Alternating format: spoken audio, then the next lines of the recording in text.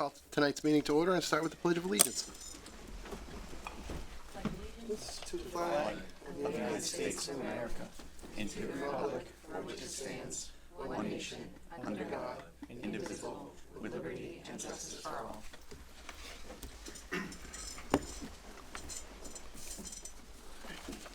Feels like a while since we've been here. I hope everybody had a chance to stretch and warm up. The town is looking for volunteers to serve as community liaisons and to help shape Grafton's future. The Municipal Vulnerability Preparedness 2.0 core team will help identify and address climate impacts in Grafton and to make our community more resilient. Visit tinyurl.com/GraftonMVP to apply. Grafton Rec is hosting a Grafton Day celebration starting at 4:30 p.m. on Friday, August 21st at the high school. The event will include a car show, inflatables, giveaways, fireworks, and much more. The Select Board will be sending a list of ideas for federal earmarks to Congressman McGovern and would like your feedback. Visit www.grafton-ma.gov to participate in our survey, and you can select up to 3 items that you feel are a priority for Grafton. You can also add your own ideas. The survey will close on Sunday, August 23, so be sure to make your submission by then. Okay, we have no public hearings tonight. Do we have anybody here for public comment? Okay, we are going to move just a little bit out of order tonight and start with our town administrator appointments. First up, we have our administrative assistant at the Grafton Public Library, Corinne Castano. Are you on Zoom? I am. Hello. Can you Hello. hear me okay? We can, yes. Great. Would you mind just sharing a little bit about your background and what brought you to the role? Oh, sure. Thank you so much. First of all, I just wanted to say thank you so much for having me here tonight. I'm just so thrilled to become part of the team at the Grafton Public Library. I've been looking forward to collaborating with the library director, Katrina. I'm not sure if she's there tonight, and her talented and creative staff. What can I tell you about myself? Let's see. I've spent my career devoted to literacy learning, mostly in educational publishing. I've worked in both marketing and production, and now I'm really excited about becoming part of Katrina's team to help serve the local community.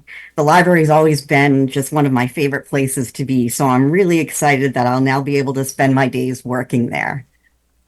Awesome. That sounds like such a good fit. Does anybody have any comments or questions? Just one, is this a replacement for a vacancy that, Yes, we're filling a vacancy. okay. Anybody else? Okay, take a motion. I move the board vote to affirm the appointment of Corinne Castano to the position of administrative assistant at the Grafton Public Library. Second. Motion made and seconded. Any discussion? Hearing none. All those in favor? Aye. Thank you for coming in tonight, Corinne. Enjoy the rest of your night and congratulations. Thank you so much to everyone there. I really appreciate it. Excuse me. Okay, and next we have Tanner Crew, who is being appointed to the Grafton Police Department.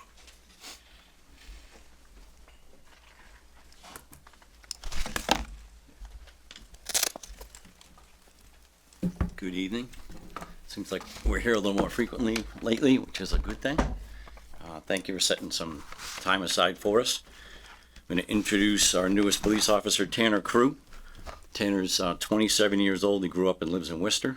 Became interested in policing, so he tells us at a young age. He attended West Boylston High School. He did private security for a few years after high school, and came to us in 2024, January of 2024, for a dispatch position. He did remarkably well in that position for a couple of years. We liked him quite a bit. He showed an aptitude for the job and was a good fit for our police department. So we offered him a full-time police officer's position, and he started the Holyoke Police Academy in March of 26. Did very well in the academy and graduated just recently, July 31st, from that Holyoke Academy. So, Tanner Crew. Thank you, Chief. Appreciate it. So I prepared a little something here just about myself to the select board. So as the chief said, my name is Tanner Crow, and I've been working as a dispatch for the town for the last 2 years. Throughout my time working for the town of Grafton, I've been able to build meaningful relationships, and I've gained so many valuable experiences working with the police officers, firefighters, and EMTs of the town. as well as having the opportunity to help many of the members of the community during some of their most difficult times. The past 2 years working in the public safety field for this great town has only strengthened my desire to serve the community in this new role. And as the chief said, becoming a police officer has been a goal of mine since I was a little kid. I'm very lucky and very grateful to be here today. I look forward to building relationships with the people I serve, to continue learning from the experienced members of the department, and to continue to keeping the community safe and protected.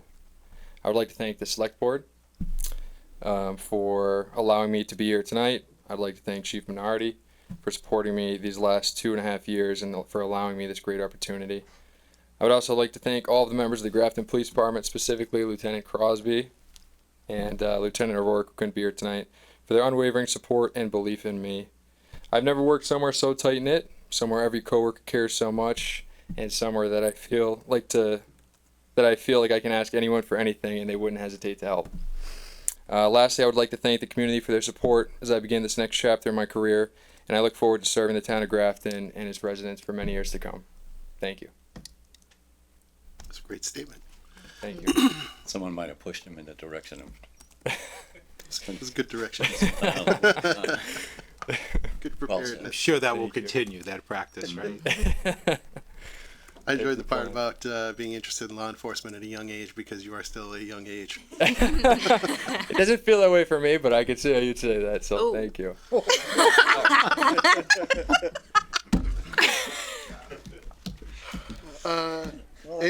So, Anybody else want to say anything? well, after that, I guess I'll ask. I heard you might be doing a demonstration for the police academy this week. Is that true? No, I think we Okay. already No did pressure. that at the, well, maybe if you guys still need it, of course. I'm not involved. Okay, all right. Taser demonstration. I was gonna ask. Well, we did do the taser training last week, but if we need it again, we can. That's dedication. That makes up for the comment. We can make that Just the offer He alone. was looking at me when he said it. I'm not volunteering. Not for that one. I'll just say congratulations and welcome. Thank you. Thank you very much. Appreciate it. It is great to have you aboard. I think we've done well bringing people on board in the dispatcher capacity with, leaving that door open for future advancement. I think it's, great that we're moving up from within. So Definitely. congratulations on your work at the academy and Thank you very on much. board. I appreciate that. Thank you. Well said. Your speech was great, so Almost well you said. hit all the highlights. Yeah, I'm sure you'll do well. You got a good team here, as you said, and it's good to listen to these men and women that you're going Very to be good working team. with. It's important, so good luck. Yes, sir. Thank you very much. Appreciate that. Take a motion. I move the board vote to affirm the appointment of Tanner Crew as an officer at the Grafton Police Department. Second. Okay, motion made and seconded. Any discussion? Hearing none. All those in favor? Aye. All right. Congratulations. Thank you very much. Thank you all for coming in tonight.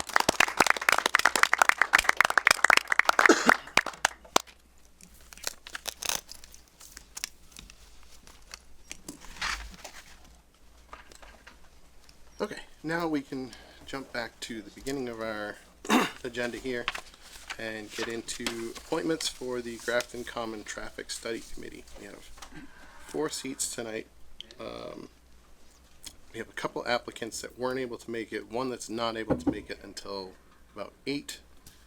Going to make the suggestion that we interview the folks that are here, ask them our questions, allow the other member a chance to be interviewed at 8, and hold on any motions until after that last interview in about an hour. Does that sound acceptable to the rest of the board? Works for me. Okay, so to everybody who is in the audience that just heard that, we'll call you up one at a time, give you a few minutes to introduce yourself, tell us a little bit about what brought you here.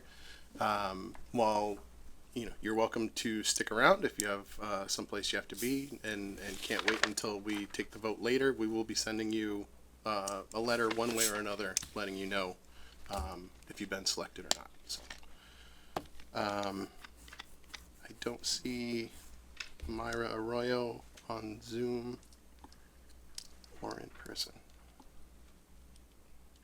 No, I think Cool. you're correct. Chris Marino.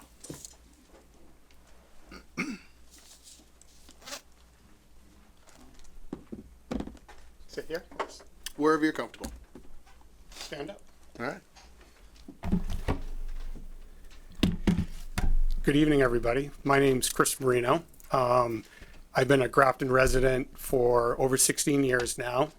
My wife, Katie, and I have been married for 21 years. We've got two teenage boys. We have Ryan, who's 20 and going to be a junior at UMass Amherst in the fall, and Braden, who is going to be a freshman at UMass Amherst this fall as well. So they're both going to be going off to college. Because we've got two teenage boys, we've got some experience with inexperienced drivers in our house, drivers learning to drive. And so very familiar with the Common and their experiences with that. One of the reasons I wanted to get involved was because the Common is such a vibrant and important part of our community. I was very interested in collaborating with the board and with other people to try to make the necessary improvements that we can, working collaboratively together on that. And having taken some time to review the report, the 2025 report that came out, there's a lot there to digest. And so just really interested in being able to volunteer and to give back to the community that's given me so much since we've been here. One personal note about myself, back during COVID, my son has a rare genetic disease, and we have been doing quite a bit of fundraising over the years for that particular disease. And one of the things that I did during COVID when the Boston Marathon was canceled is I actually ran every street in Grafton to raise money. So I'm very familiar with the town. That was a way for me to get out and become even more familiar. So that's why I'm here. Just really want to give back, and you know, that's my reason. Great. Any questions from the board? Just one. Yeah. First of all, thanks for coming in, Chris. Sure. Do you have any experience that would kind of lend to the charge of the committee, like professional experience or life experience, other than trying to get your boys through the Common without having any, Yeah. incidences? No, it's a good question. Yeah. Short of working, so I'm actually recently retired. I worked in the healthcare IT field for a number of years. My job, my previous life before I was retired, was working within teams and collaboratively with folks to come up with processes, and so I'm very familiar with that sort of aspect of it. But as far as traffic and things like that, other than driving and reviewing that report, I don't have a lot of experience. Okay. Thank you. Yeah. Anybody else? Yeah, one of the harder decisions we made the last time we were sitting up here together was expanding the amount of sort of open seats for the public here. And so our primary concern, or one of our primary concerns, is just ensuring that everyone has the bandwidth to attend all of the meetings and ensure that there's quorum every single time. So can you commit to attending each and every one of these meetings going forward? Absolutely. I can. I'm not traveling. I'm not doing the things that I used to do. I've got a lot more time on my hands, so I absolutely can do that. Perfect. Yep. Anybody else? I mean, I do like the idea that you've worked with coming up with processes, and having just a lot of different perspectives on this committee is going to be important. So, how to tackle going through the report. It sounds like you could offer some assistance in that. So that's good. Yes. Thank you. Okay. Thank All right. Thank you. Okay.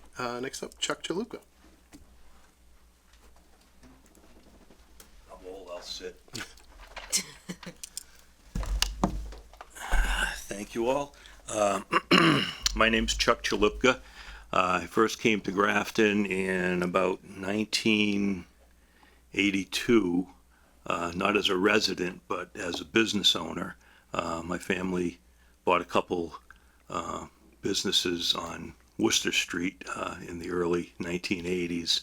A couple of institutions that probably only Craig and Dave Glispin and a few others might remember, Pat Fleming's package store, K&P, and across the street was Paul's Produce. And I still own the building at 78 Worcester Street where Paul's Produce used to be. That's where, there's a dentist, Pepperoni Express, King Jade, and Santander has an ATM there.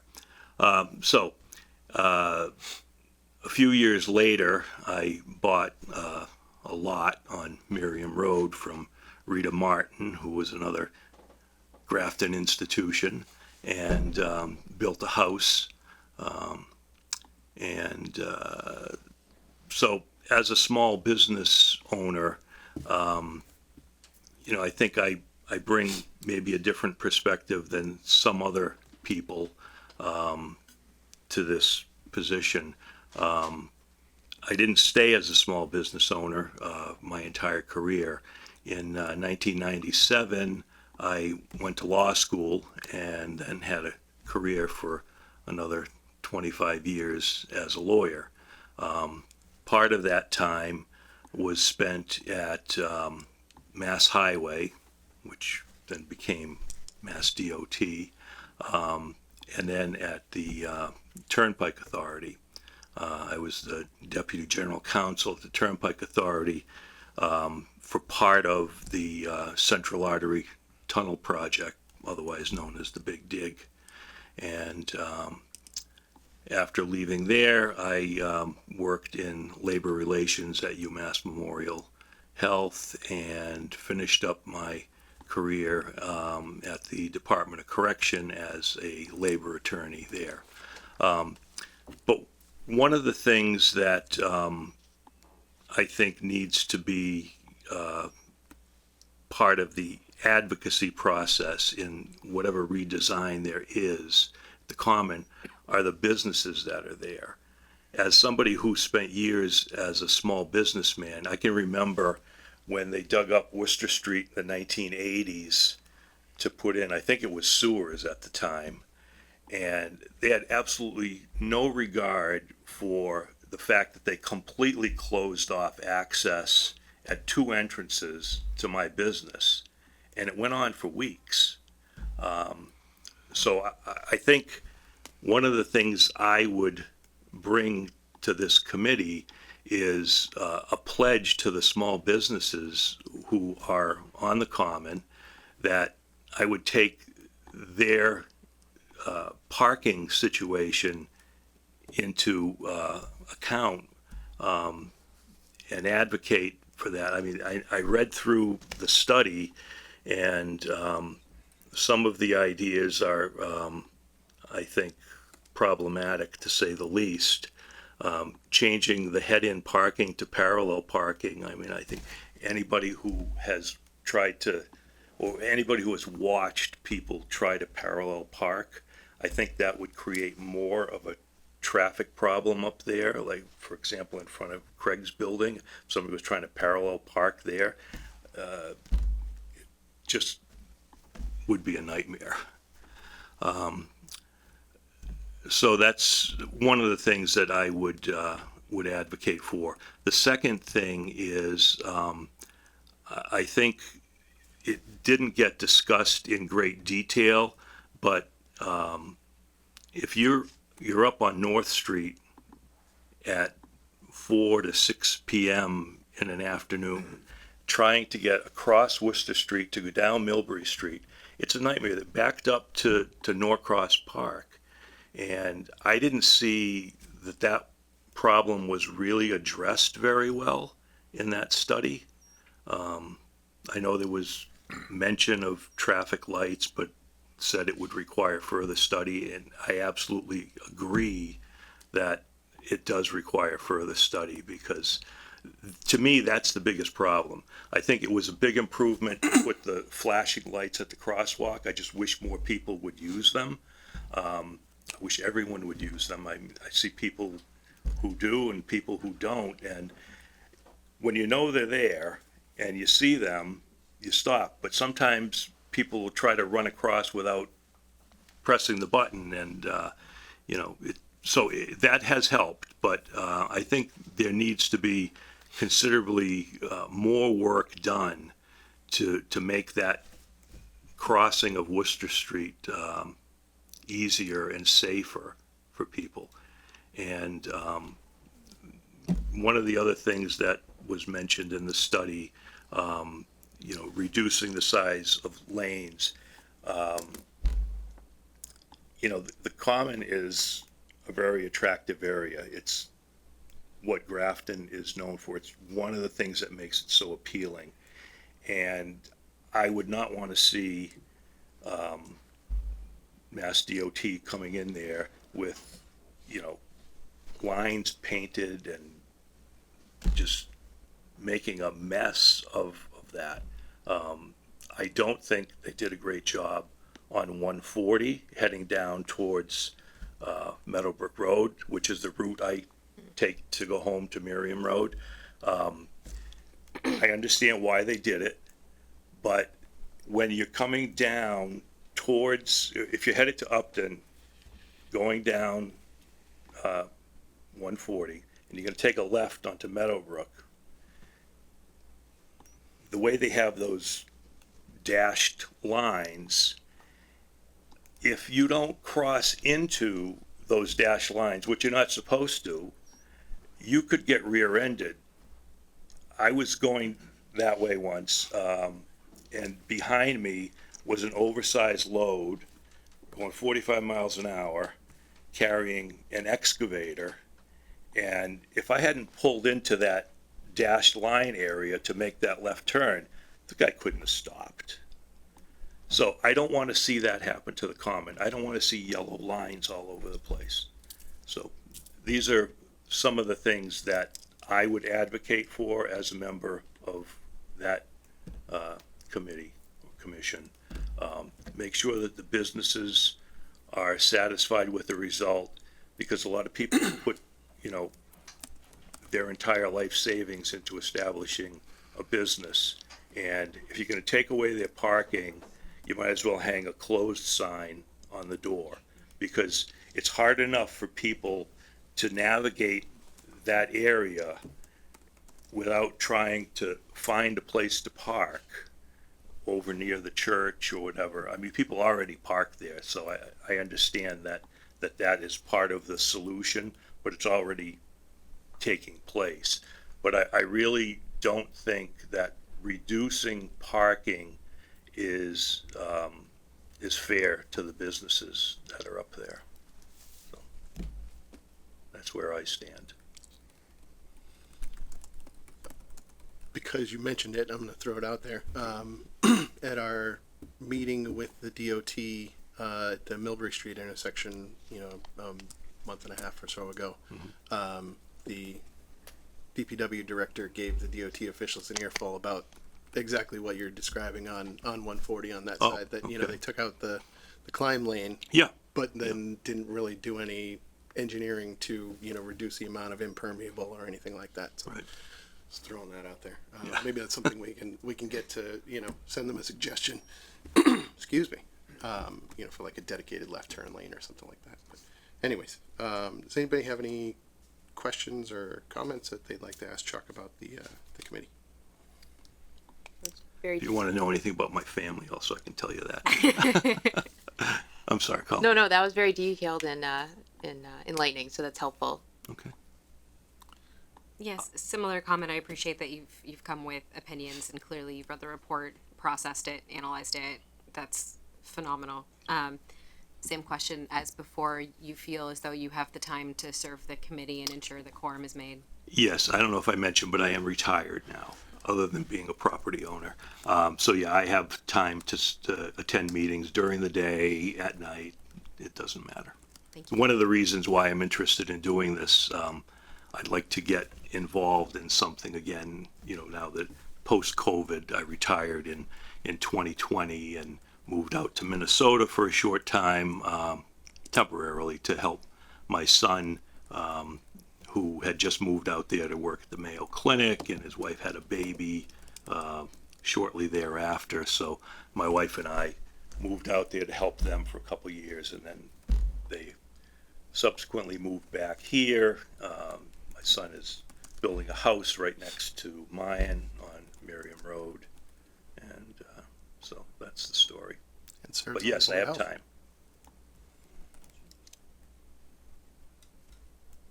Anybody else? That it? Great. No, I mean, I've known Chuck a long time, and you know, he's always had an interest in the common. I'll say that. I was working out behind my building years ago, and he swung in and he goes, "Hey, can we do something about all those signs on the common? They look like crap, you know." And you so- did. And we did, and then it kind of came back, and then we did it again about a year ago, and Yeah.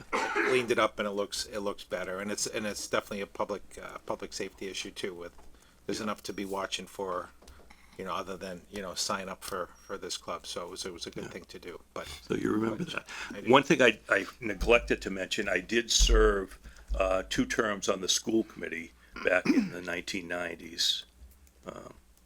So, It's got some experience. well, I have experience in a lot of areas. I don't know if the school committee experience is going to translate very well into this, but I have interest and I have time, and so I think I would be a valuable member.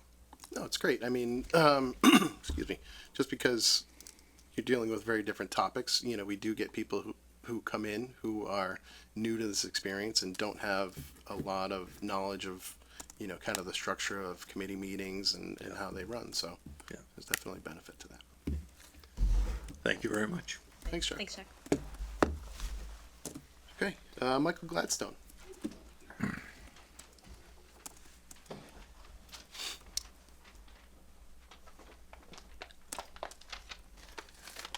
All right. Good evening. My name is Michael Gladstone. I reside at 74 Adams Road, and I'm here to speak on my behalf on why you should consider me as a volunteer for the Grafton Common Traffic Study Committee. I moved to Grafton in 2009. I am married with 2 children, which are both in high school. The Grafton Common is our most visible attraction in town, as many residents and visitors come to shop, take classes, grab a bite, or just relax. I've watched evolution since 2009, but I do see opportunities for improvement, especially when it comes to the flow of traffic in the area. I believe I can bring a unique perspective that will provide continued safety to both the pedestrians and our drivers. I have a degree in electronic engineering, and I am currently employed with McKenzie Engineering, which is a structural and architectural design firm located in Leominster, as their business manager. In addition, I had a successful career in the hospitality industry in all capacities, including assistant general manager, and owner. I also started my own company called My Help Inc., and we provided business services to small businesses, including bookkeeping, marketing, and human resources in and around the Central Mass area. When my family first moved to Grafton, I volunteered for the borough's Jewish Community Center, which I know is not in Grafton, it's in Westboro, but my kids were going to preschool there, so wanted to give back to where I could, and I was in the role of treasurer. I was instrumental with their largest fundraising event called the Taste of the Boroughs.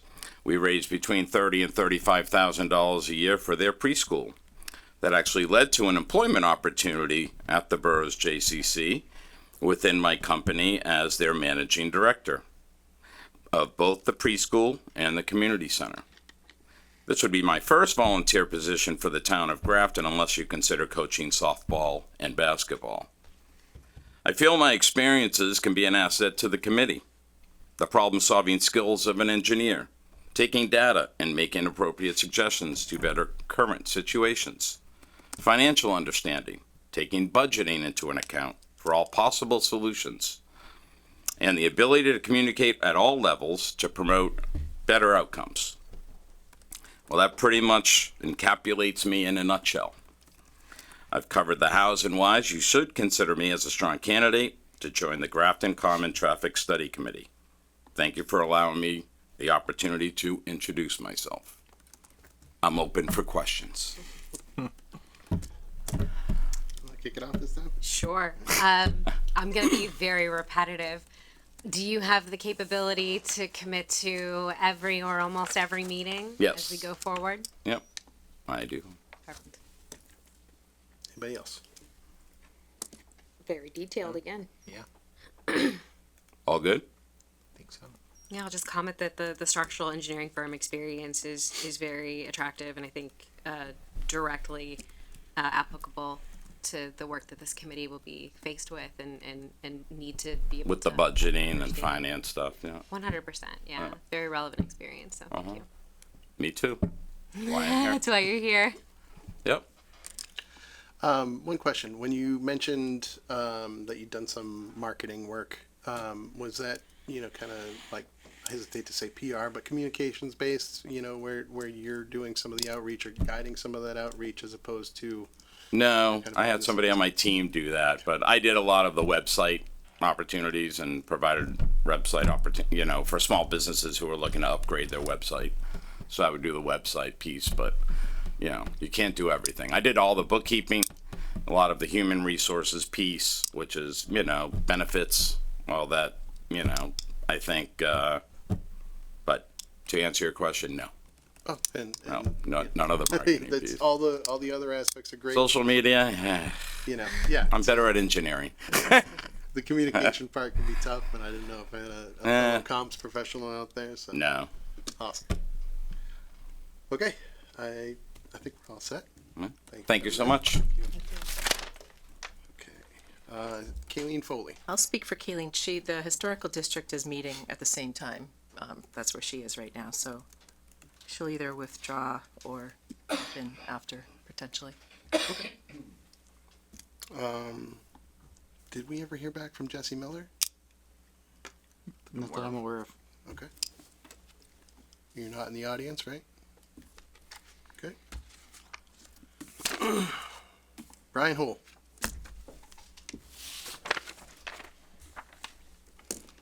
Good evening, everyone. Thanks for inviting me. Give you a little history of myself. 33 years in Grafton. Moved here in 1993. So seen a lot of changes, a lot of growth, within Grafton. I have two boys. Both went to Grafton schools. Ben went to BVT, and then Liam went on to St. John's.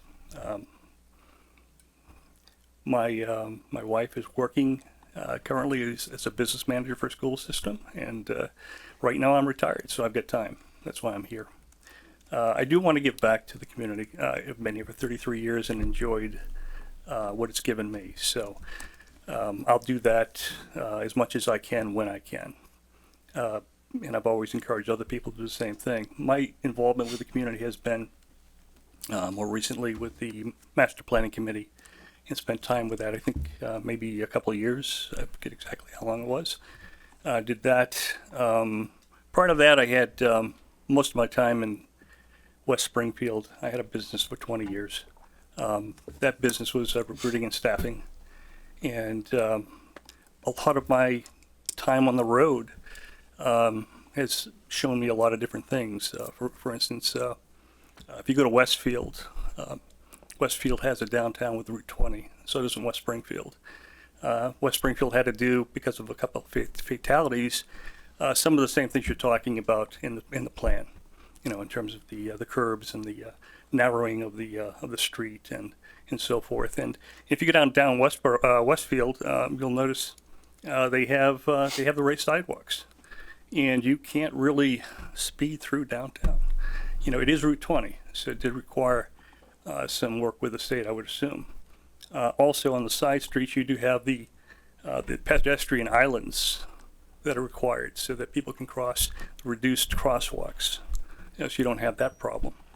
And so I've seen a lot in terms of just travel and being in sales. While on the committee itself, the master plan committee, I know we had to meet with some of the constituents, some of the people.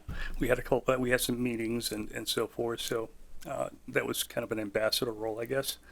To talk with people, find out what their concerns were, and work in that respect. I kind of see it very similar. And what's important too is I'm a business owner. To me, the livelihood of the businesses in downtown is critical. That's their sustenance. You don't want to take that away from them. Looking at the plan, there's so many options. You know, I don't have any preconceived notions, but things that I do like. But I'd have to ask the business owners and find out, is that something that they can utilize, especially with the parking? You know, and I agree with some of the statements that have been said. You know, that North Street and Millbury Road 140 is crazy. I've been out there when people are just during rush hour, trying to figure things out, and it's absolutely crazy. So, to me, you know, I know we talk about putting lights there and also possibly near South Street, but it seems like it might be a good idea for a T intersection. But again, that's just without talking with anybody. You know, I think that overall, looking at the plan, one of the things I think they could have added that they didn't have there was rumble slots on the street prior to the actual speed limit signs. So, for instance, when I was traveling from Barry through Barry and Paxton, there's where you have trails that come out onto a 50-mile-an-hour road. So they put in rumble slots on the streets a couple of times before you get to that point to kind of warn people. Also, there's a sign, but hey, you know, just wake up. You know, you're not just driving, because when we drive and we're doing it for a long time, we don't really see the signs sometimes. So that was an idea I thought maybe they missed in the plan that they could add. So I guess my strength is going to be talking with people, trying to figure out what they want, looking at the plan, and getting some feedback and delivering that feedback. That's my thoughts.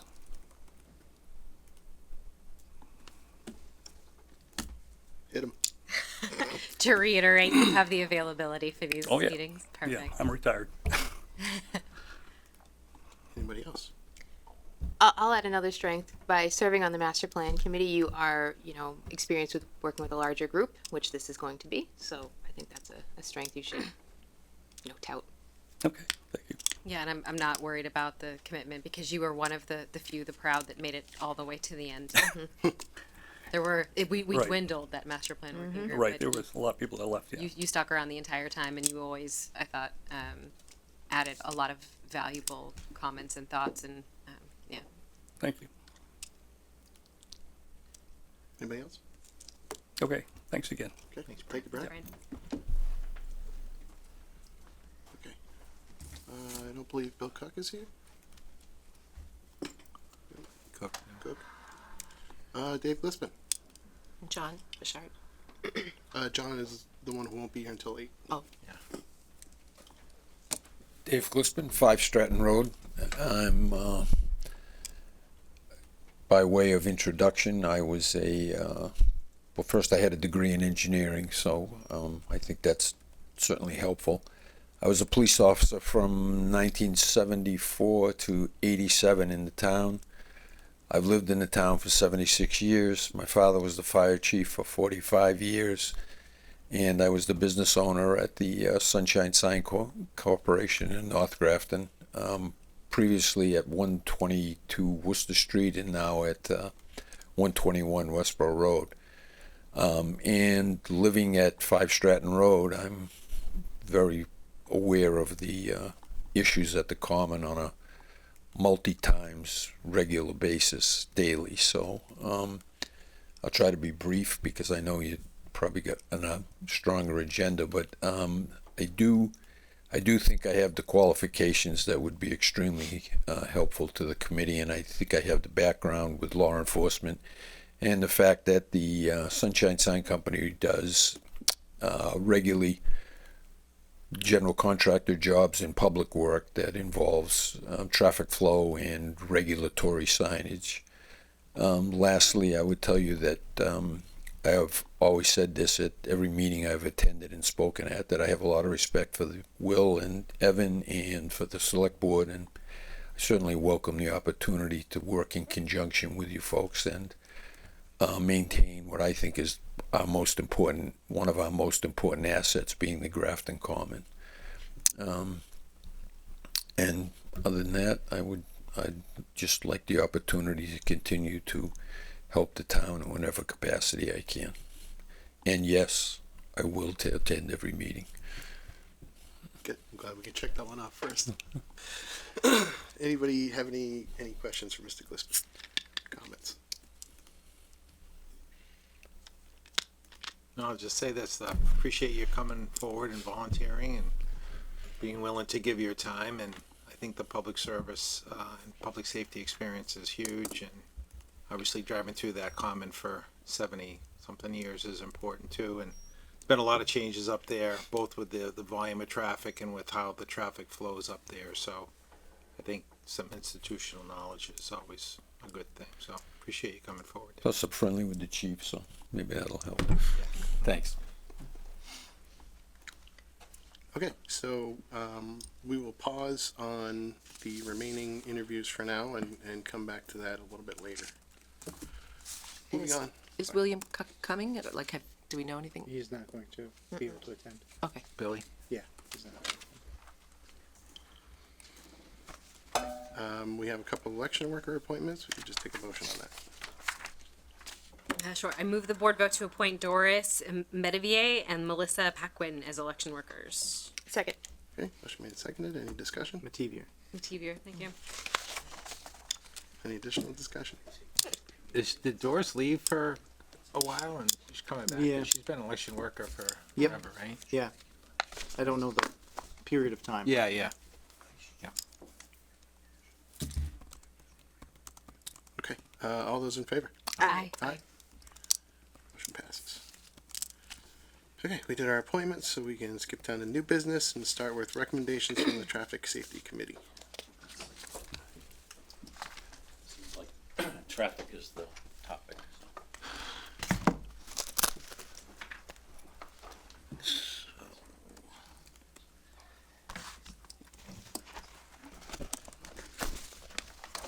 So the Traffic Safety Advisory Committee met for its biannual meeting on June 25th, 2026, and we had several requests for the previous probably 6 months or so. One of the requests was from a resident of Suzanne Terrace for speed limit signs and enforcement in that area. So we had some limited discussion about the traffic, and it was a cul-de-sac neighborhood, not exactly a lot of, cut-through traffic, but nonetheless, the committee agreed to approve 25-mile-per-hour advisory signs near the entrances of Suzanne Terrace and Christmas Tree Lane at the discretion of the DPW. We also had a request for Oak Street sidewalk and crosswalk extensions near the Brigham Hill sidewalk. So after detailed discussion that included a discussion about the current sidewalks being non-compliant that would need to be brought up to code for accessibility and poor sight lines. In order to do any of this work that was requested, that would have to be done, so no action was taken on that request. There was also requests for speed bumps on Kessel Street, and we focused on Mass General Law, manual uniform traffic control devices that don't allow installation of speed bumps without traffic study by a registered engineer. So no action was taken on that request either. And there was a further request from the same individual for crosswalks at Brigham Hill, Oak Street and Brigham Hill. And again, due to the non-compliant current structures there, no action was taken on that request. We had a request for thickly settled 25-mile-per-hour advisory signs in the area of 111 Merriam Road. So that's down closer towards Brigham Hill after you go to Adams, after you pass Adams Road. So we thought the committee thought that was a good idea, so we went ahead and approved for a thickly settled 25-mile-per-hour advisory sign there in both directions at the discretion of the DPW. I think we also discussed that, the George Hill project moving forward, that speed would likely be increased on that road once its improvements are done. We had a request for speed bumps on Prospect Street, and again, no action taken on that request for the same reasons. And then there was our final request for a sight impaired person signage on Carroll Road. After discussion about the petitioner and his spouse, a motion was made to install a sight impaired person sign in the vicinity of 70 Carroll Road at the discretion of the DPW. And that was the extent of that meeting, of the minutes. Great. Seemed everything was pretty straightforward. Does anybody have any comments, questions? Couple. Yep. I guess. Chief, number 2. So is that North Brigham Hill Road?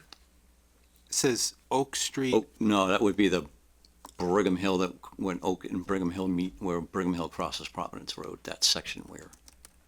Okay. So Oak comes down from the center, and then you veer left on Brigham Hill. Right. North Brigham Hill. Right. And then you go to you hit 122, and then, so they're asking for a So there was, crosswalk there? right. There's no crosswalk at the bottom of North Brigham Hill that leads over to, There is there, but where the sidewalk coming up, I think it would be the north side of Brigham Hill Road, there's a sidewalk coming up there, and It comes down Oak on one side, and then you'd have to you'd have transition to cross over over, right? and come down. the sidewalk does. Oh, that's Yeah, right, because it's on the right side, and then you But you'd got, have to, I think what the chief was saying, you have to put if we were gonna put a crosswalk there, now you got a crosswalk in the middle of the Right, radius on of the the turn. corner okay, on non-compliant sidewalks anyways. okay. All Right. right, now I know. All right, It's that now I get curve. it. That is that Yeah. curve, that's exactly what she was talking about. Yeah. Yeah. It's an area of concern, no doubt, but from what some of the members on the committee that have 40 years of DOT experience and traffic engineers explained, that you couldn't go and create sidewalks and do those crosswalk without making the proper approach, ADA compliant approaches and things like that. Yeah, So, and the only stop sign there is coming up Oak. coming up Oak, right. And of course, that's a, cut through again leading to the traffic in the common and, Yeah. extensive issues with that. Are any of these, you said that there needs to be a study to put in, for the town to consider putting in a speed bump. Do any of these warrant us hiring an engineer to look at it? The committee would be open to that, or no? I think, I don't want to speak on behalf of everybody on the committee. I think when you look at it from a perspective of plowing the roads, that the highway department's not a big fan of having speed bumps on the public way. Prospect Street was one of those. I can understand, it's a small neighborhood there. There's probably a lot of cut through traffic there as well. So I think, that might be something that makes sense there. Well, they coming down, Prospect, where they would cut over from, St. Mary's, the church, right there on Waterville Yeah. Street, right? So you'd cut through that parking lot, cut through right. Prospect to get. never done that before, No, of but yeah. course not, yeah. So that's to get over to East Street, so. Right. That's a complaint, Right. that's a common, But Kessel Street, I mean, that's a pretty steep hill coming down, and I don't know if people must be going fast going down that hill, or, it's hard to say. I mean, a study would help. yeah. It's difficult to say whether, I think Kessel Street's probably not a real common cutover road.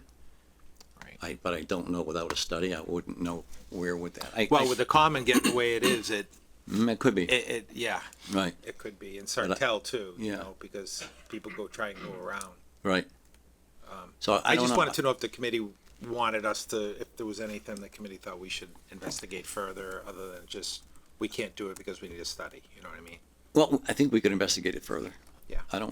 I intend to have a meeting, probably another meeting in late September. I've had several more requests for other intersections in town, that quite a few on like Axtell Corner, where North Street meets. Hey, I've been talking about Right. that intersection, yes, So, that's that is not right over there, I don't know. it's a what- difficult intersection. So, and there's a lot of, well, not a lot, but there's varying theories on how that should be done and handled.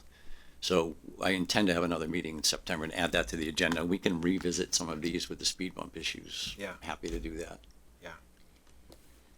Great, if you could keep me posted. I will. Maybe I'll try and come to that Yep, one. I will. We're gonna talk about Axtell, Certainly. Thinking the same. yeah. Colleen? So the streets where speed and speed bumps are concerned, are those signs that like tell you how fast you're going? Are there kind of mobile ones or temporary ones you can put up for 6 or 12 months so people kind of get the message like, oh, I am going a little bit quicker? Or are they permanent when you So- put them in? What we have is permanent, and the reason why they became permanent, we started with the temporary ones, and the problem we ran into was where they were battery operated. So you would have to either swap them out, or if they were on the roadway, and a lot of those roads, you can't put a trailer there without creating a further problem. So the other part of them is the newer signs that we have now that are permanently mounted. When we were getting traffic grants to purchase those, they would only allow us to use pole-mounted solar. They wouldn't fund trailer or temporary, devices anymore. They wouldn't fund those through the grants. So the answer to your question is they're available. We don't have any. Another problem is that when there's solar, we have to consider where we put them because of if there's not enough sun, they don't stay charged. So I think they're effective. Yeah. It's just whether or not we can get one there. And then once it's gone, the speeds go back up. So I tell people typically when they request like traffic enforcement in their neighborhoods, I tell them 3 things I can guarantee. I'll probably stop you or your neighbors for speeding in that neighborhood. We'll slow traffic down. And then when we're gone, the traffic will go back to the way it was before we got there. It's difficult. In some of these smaller streets and neighborhoods, if you stand in your front yard and someone drives by you at 30 miles an hour, that seems very fast. But most of the neighborhoods, it's a 30-mile-per-hour zone. And, admittedly, most people don't follow the 30, it's 35, and that does seem very fast in those neighborhoods. But it's a difficult problem. Unless you're on Millbury Street and 30 seems really slow. Right, or Route 30, right. That road is like a mass pike, and it was like. Trust me, when you drive a Mark Cruiser, you're like, you can do 40, 35, it's okay. It's just, let's move along a little bit, but. Yeah. It's a growing problem in town. It's a common, concern of folks, and I understand it, and, it's just, it's resources, and it's awareness, and I think traffic calming measures are very effective. I always point to downtown Millbury when you go through that section of Main Street in Millbury where all the business are, and they did a nice job at closing that area in, so you just don't feel like you can go fast. So I'm interested to see what happens with the common. Any additional questions or feedback? Okay.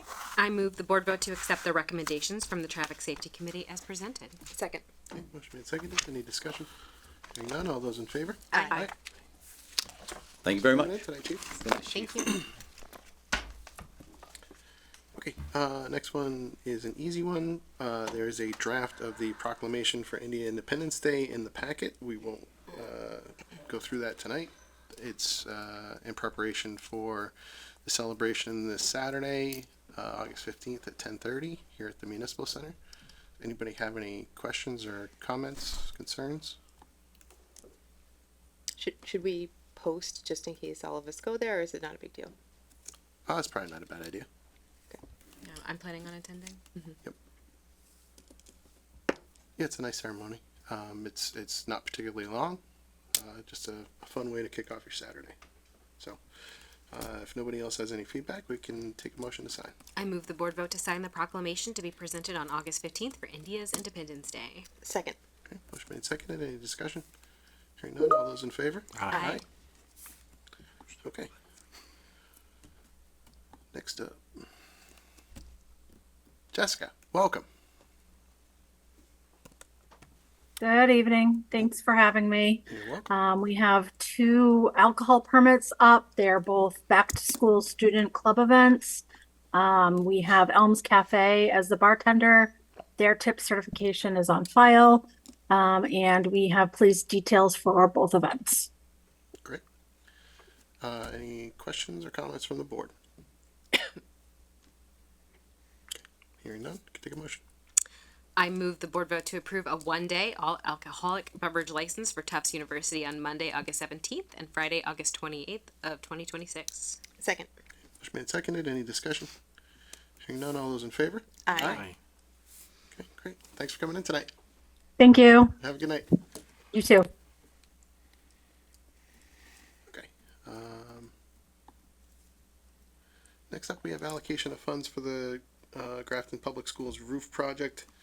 Not sure how you'd like to kick this off. I thought we had talked Yeah, about. me too. But I can go over kind of the basics of it and not go beyond my knowledge. So we don't have to. Well, you don't have to make a decision tonight, but it's something I wanted to put on everyone's radar. So, if you recall, when we were talking about the roof heading into town meeting, the roof project at the Grafton Middle School is projected to be around $5.5 million.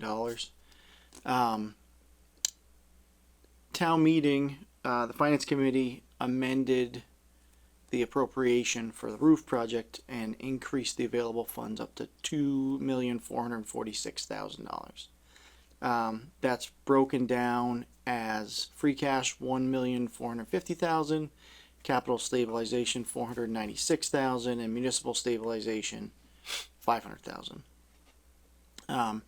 We then went to town meeting and got an authorization to borrow for $4 million, which then increases the amount of funding for the project to $6.446 million, with a excess capacity of $946,000.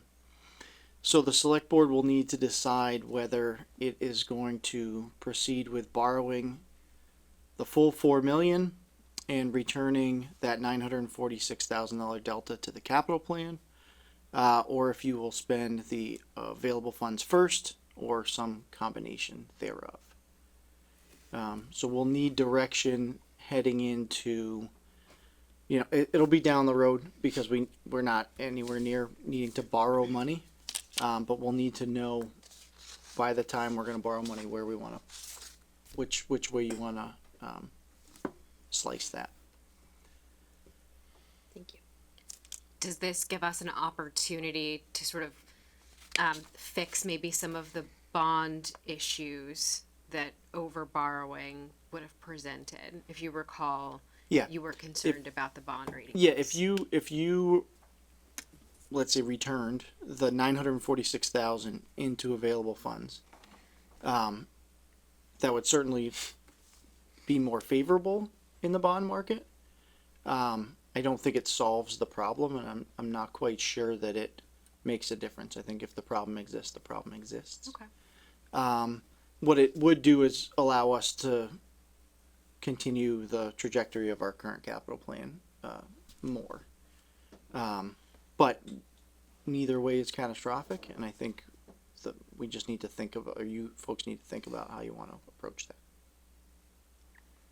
So I have a question. Can you just remind me, going into town meeting, Yeah. we had a different plan than what ended up being voted on, and how does that compare to? So the major difference is that more capital money, we didn't fund some of the projects that I had intended to fund and shifted that money towards the roof. Yep. So it didn't change the total amount spent, it just changed what we were spending it on. So like we got rid of we didn't buy a dump truck, we didn't buy two dump trucks. What's that? Was one a loader too? Yeah, I could pull That's that okay. back up, but we pushed some stuff off until the next fiscal year. And so this number in this capital stabilization, that 496. Yep. How does that compare to the number that, or does it not, that we?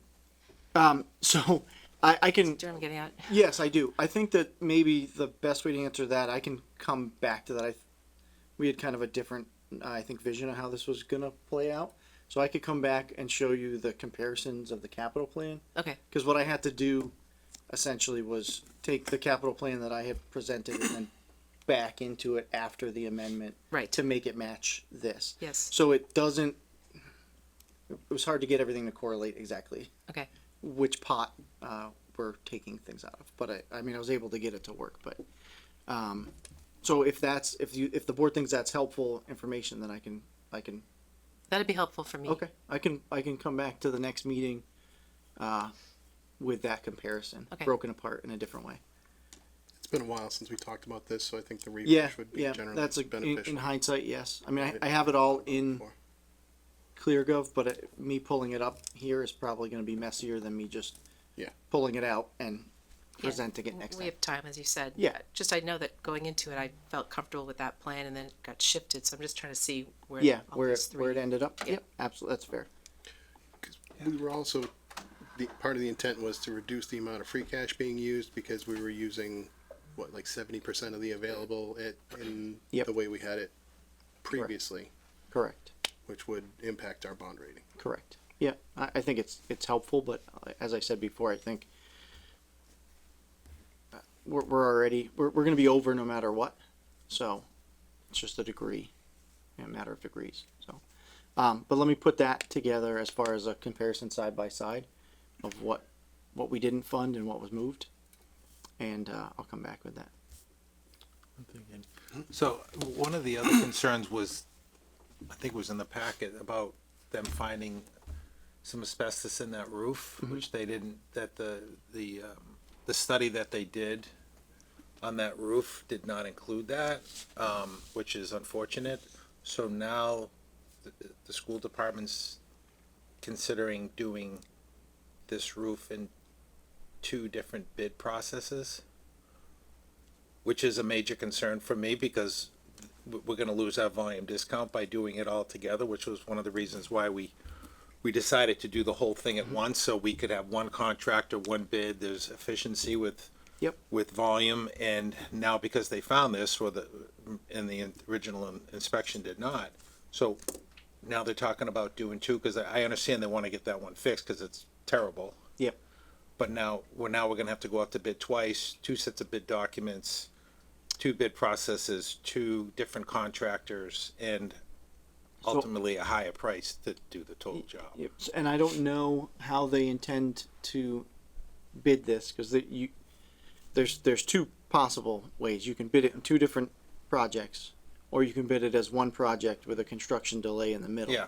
To try to preserve your savings, because now the contractor has work lined up for next year, which is beneficial sometimes. But I don't have an answer for that. No, I don't expect you to, but Yep. it's just when I saw that, I'm like, Yep. geez, now we're gonna have Yep, to go that's- out to bid twice. And so if we can do, depending on the window of time, if we could do it as one bid package and have a different start date, I think there'd be advantage to do that. And who, do we have, anybody, like whoever generated the bid documents must be helping us through this, this bid process, I'm assuming, right? Yes. And who was that, Evan? Do you know the name of the company? GRLA? GLA, yep. GRLA. All right. GRLA, yep. Sorry. Is there gonna be any discussions with us about how that goes down, or that'll just be with the school department and their our architect or engineer? No, I think part of the process is asking Jay to come in and have that Okay. conversation with you folks. Yeah, it'd be great to see us if we could package it, just. Yep, I agree. It also helps us dial in on the financing. You know, we're dealing. Yeah, with yeah, the exactly. right Well, now. that's- They'll have We'll know bids where we're back. gonna end up. Exactly. Yep. So Yeah, will get you one number. invite Jay next time? Okay. Mr. Chair, just so you know, you do have one hand on Zoom. Is Taking it Jay? public comment. It is not. No. Let's take it.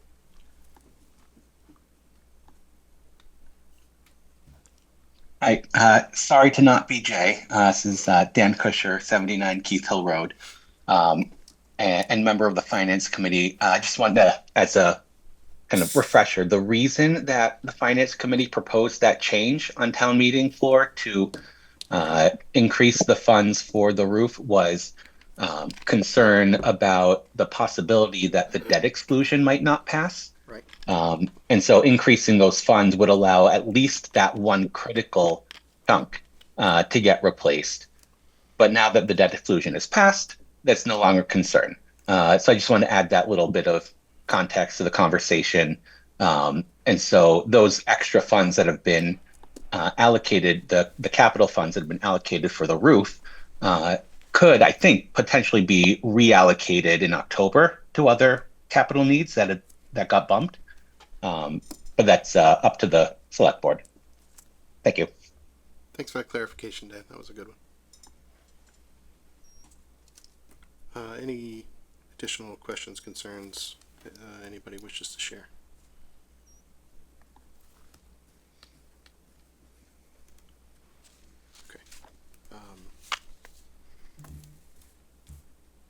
There's no vote on that.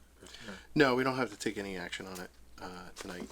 It's we'll reconvene again. I don't know. We can talk, or I guess if we want to figure it out now about whether you want to bring the funding discussion back, and we'll clear that up moving into the and then do the I think discussion just with Jay go, another roll right time. roll right into it while we're all still thinking about it and talking about it. Yep. Great. All right, so then there'll be at least 2 more discussions. John Bouchard is here. I don't know if you saw that. I did not. Okay. Do we want to go back to wrap that little bit of business up? Okay. Where was John? Unless you want to wait for Oh. Kayleen. Do we want to wait for In the Kayleen? internet. Emery, I forgot about her. Yeah, I'm just seeing what she's, no, well, go ahead, John. John, can you hear us? I can hear you. Can you hear me? We can. Okay. Sorry, I'm running late for the meeting. I know you probably already taken care of all. No, we're glad you could make it. We have interviewed the applicants who were here. We had a couple that were unable to make it as well, but we're excited to hear from you. And for the people who aren't familiar, if you want to just tell us a little bit about your past history and why you'd be a good fit here, that'd probably be beneficial.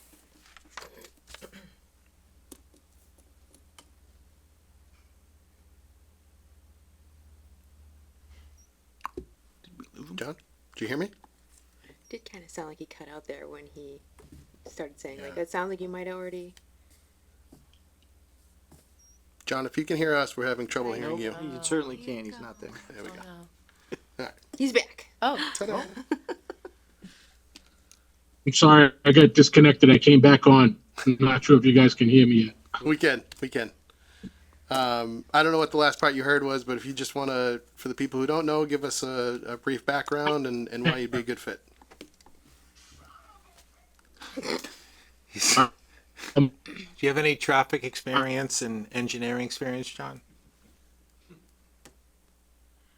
40 years of civil engineering, highway traffic, bridge experience for a combination between Mass Highway, subsequently Mass DOT, and engineering consultant VHB for 26 years. I was working in town, for VHB on various projects, and my qualifications and background working with the town, as a volunteer, I've been on the traffic safety committee since I moved to town almost 30 years, and on the public works advisory committee to the town for about 29 years. My specific experience in highway and traffic, I think would be a huge benefit to the community for this coming up with a strategy for the town common. It's something I've looked at on the traffic safety committee many, and I can't exaggerate by many times. And the only thing that I've offered, on the traffic safety committee and representing recommendations to the board is that we can't do it piecemeal. We can't do I think we needed a larger scale view of the common, and then think of it as, I don't want to say master plan, but think of it as a big picture for the entire common. And then if we need to look at capital improvements, we would look at them in various quadrants, because it might be a very costly, strategy to incorporate and modify parking and circulation and things. So having a big picture view, and then just because of cost constraints, that we might attack it in different quadrants, etc. That's what I was thinking. I think you're saying all the right things. Mm-hmm. Does anybody have any questions, comments? To be fair, I'll ask my usual question. John, you feel as though you have the time to commit in order to make quorum in this unusually large committee? Mm-hmm. it's unusually large. How large are we talking? It's not that big. It's not that big. It's not that big. It's 7 folks. It's not that big. Okay. Okay. It's not master plan. Yes, I'm actually retired from MassDOT. I'm retired from MassDOT earlier this year. So, I do have time and availability to dedicate, make recommendations, and participate in open discussion and stuff like that. I'd be happy to offer my expertise and experience in this area because I think it's something that's desperately needed, big picture for the town. Okay. Anybody else? Craig's not twisting your arm too hard on this? Greg is not twisting my arm. I was traveling when this first was published, and so my inquiry, or I guess my email to the town administrator was right at the end of July. I had just gotten back from a trip to immaterial, but to Alaska, so I was gone for several weeks and came back, and I had a reminder that said this Friday I have to do 1, 2, 3 things, and one of them is I have to decide if I have the time and volunteer to the town to participate in the town common kind of study committee. And I made sure, it might have been late in the day, but I said I made sure that I at least sent an email to the town administrator's office expressing my desire and ability to participate. Appreciate that. Thank you.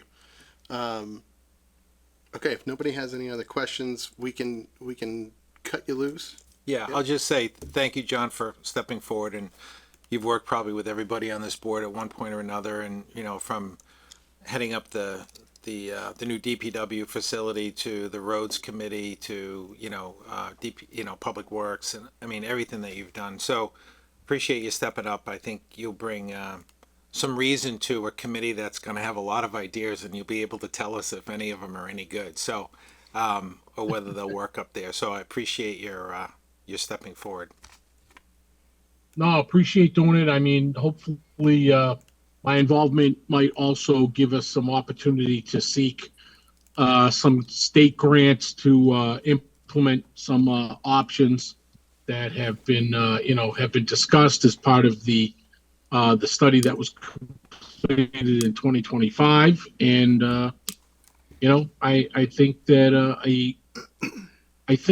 a robust discussion will be a benefit to the community and engage not only the committee but also with those that may not be, they might be a little shy, don't want to participate at certain level, but they would participate and tell us how they're feeling about the common area and see if we can gather that input and build consensus and come up with a strategy for safety improvements and circulation. Excellent. DPW still holds the record for the coolest ribbon cutting too. 100%. Okay. Yeah, the chainsaw cutting. Yep. Yeah, that was unique for me, and just as a side, I'm left-handed, and they handed me this chainsaw. They said you can't use it left-handed. I said, well, we're gonna try it something unique then. And yeah, but it was unique for a ribbon cutting. I've been involved in many in my 40+ years. So, thank you. Well, thank you for coming in tonight. We are going to hold off on our vote. We have one more applicant that we'd like to speak to, but we will be in touch one way or another. You are welcome to stay, but sounds great. I wish you best of luck. And no, I don't need to. I don't want to take up any of your time. I'm sure you have many things to discuss, and I'll step aside and step away and let you guys do that. And look forward to hearing back from the town administrator's office or Amber, however. And if there's anything else I can help with, I'd be happy to help. Awesome. Thank you so much, John. Actually, so Kayleen is going to be the Thank you. district commission's rep. So she'll remove herself as the at-large Okay. candidate. Great.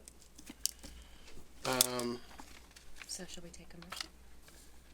Yeah, if we're, I don't know if we want to have a little bit of discussion first or For sure. go right to a motion, whatever the board's pleasure. So I guess I'll start it off. I mean, it was great to get this many people to submit their names. It's obviously something that's caught a lot of people's eye, and it's an important committee. I think, like I said before, this is going to be has the potential to be a committee that has a significant impact on the town center, which is obviously an important part of town. So, and there was a lot of great comments, I thought, from all the applicants that you know, again, thank you for stepping forward. You know, the collaboration piece, the talking to local businesses, to, you know, to people that had a lot of history in public safety, and so it was a bunch of different, I think, experiences that I think will lend to this, and we're going to need all of it. And the other thing is the outreach to not just businesses, but to residents and people that, you know, that have been driving through the center of town and have seen things up there that have worked through the years and some things that have not. And I was part of, you know, we've done some work up there in the last probably 15 or 20 years, kind of Band-Aids to try and help. And I think some of it has, some of it hasn't. But I think this committee, with the study that we have, I think we're prepared to make a significant one-time change that hopefully will serve the town for decades and decades. At least that's how I view the charge of the committee, because I think we're done trying to tweak this and tweak that. I think with 4 major residential projects coming up in that area, plus just the overall growth of the town and the region, I think we really need to do something. So that's kind of how I look at it. I'm prepared to make a motion unless somebody else has comments about that. I'll do that unless anybody else wants to share their Let's thoughts. just see if anybody else have any comments. Yeah, I think Victoria said she did that motion too. Yep. I'll just add that, you know, thank you so much to everyone who came out. And I agree, Craig, you know, really wide breadth of experience and, you know, reasoning as to why people want to be a part of this committee. So just really appreciate that. And then just to note that the committee will be open to the public, right? All of the meetings will be Yeah, open to the that's- public, and certainly Thank the you. public, Yeah. as happens here, I think it's gonna actually take a lot be of people. more And they're gonna have to participatory than here. That the public can certainly participate in these meetings quite extensively. So don't feel that just if you don't get on the committee that's that. I would encourage all of you folks who put your names in to really actually engage in the committee. I think that's such an excellent point, right? Just if you don't make the committee, because again, this is such a phenomenal large group of folks with a lot of varied experience and a lot of unique perspectives, that I imagine that the charge for the committee will involve a fair amount of outreach and conversations, and that folks here, not here, should absolutely avail themselves of those conversations and to ensure that they show up, they attend. And I agree with you, Craig. I think that if we're going to touch the common, it should be a one and done, at least for the foreseeable future. So there are real wide-ranging implications and repercussions for the decisions that will be made here. So I'd like to make a motion, and I'll move the board vote to appoint Chuck Chaluka, Michael Gladstone, Brian Houle, and John Bouchard to the Grafton Common Traffic Study Committee. Second. Okay, motion made and seconded. Any discussion? So, yeah. First of all, I said I was going to make a motion. So think they I don't both know did. why You both did. you Well, she- jumped in there, So because she offered at the start Yeah, I did. whether we Well- comment or make a motion. all right. So I'll just say this. You know, I want some people that, you know, obviously I'm thinking about a couple of different people just because of their, you know, we have a lifelong resident who's in public safety for a dozen years and owned a business in town for 40, and he lives up in the center. I don't think we should, you know, that to me, he's a valuable piece. John Bouchard, who's obviously a valuable piece to this. You know, Chris Mariano, I thought, brought his collaborative approach. I thought would be something that would be a value to the committee. and Chuck being, you know, kind of having interest in the common going back decades and being a business owner, and I think his outreach would be important. So for me, it's John Bouchard, it's Dave Glisman, it's Chris Mariano, and it's Chuck Chuluka. Those are the four that I think it would bring kind of a wide range of living in town for decades. You know, Dave his whole life in public safety, Chuck for 35 plus years, whatever it is, and having a business there. Chris with his, I think, demeanor and intellect, I picked up on that. I thought that was great. And then John, just because he's, you know, he's the professional that we really need. So that's where, that would be my recommendation to the Can we committee. back out and at least do the two that, well, I agree with both of you, certainly on John and Chuck. Or should we just keep discussing and kind of? Yeah, and I would say this, I'm gonna be serving on the, you know, as our rep, so I would just respectfully ask the board to put the people on there that, you know, that I think are gonna be the best ones to work with. So if I can chime in with discussion on the motion that's on the floor, I agree with obviously John Bouchard with his experience and Chuck with coming at it from a business perspective. I really, as a small business owner, appreciated that, and then your long, varied history. So I agree on those two, and I would have leaned toward Mr. Glisman, primarily because I thought Mr. Cook was going to be here in terms of like law enforcement and obviously knowing those types of pieces of the puzzle. So I would lean towards David relative to that background.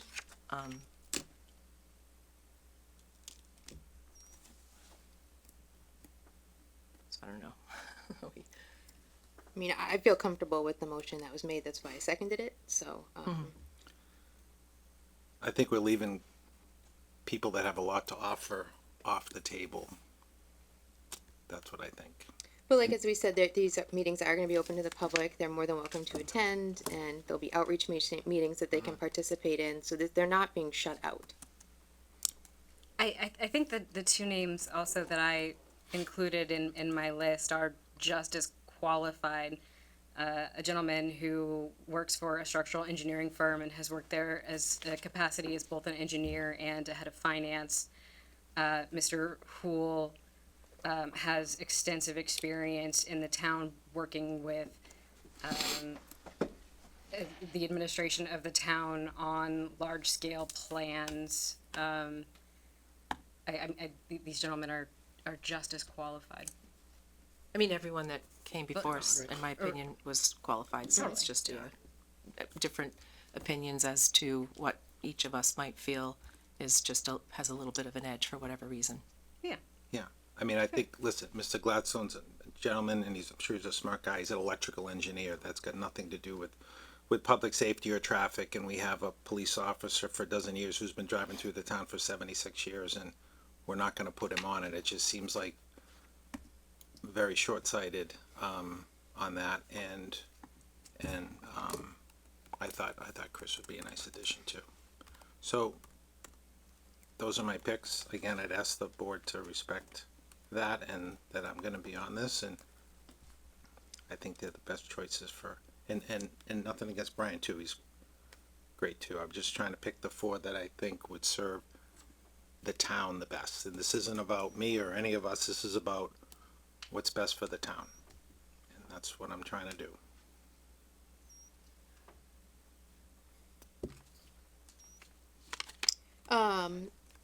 Well, I mean, if that's all set, can we just take a vote? Yeah, we have a motion and a second. We could vote it. There's no additional discussion. I mean, for my part, I agree with a lot that has been said. I am also unanimous on Chuck and John. I thought Mr. Gladstone and Mr. Marino both had good interviews. I thought Mr. Hool did well as well. I thought Dave did fine.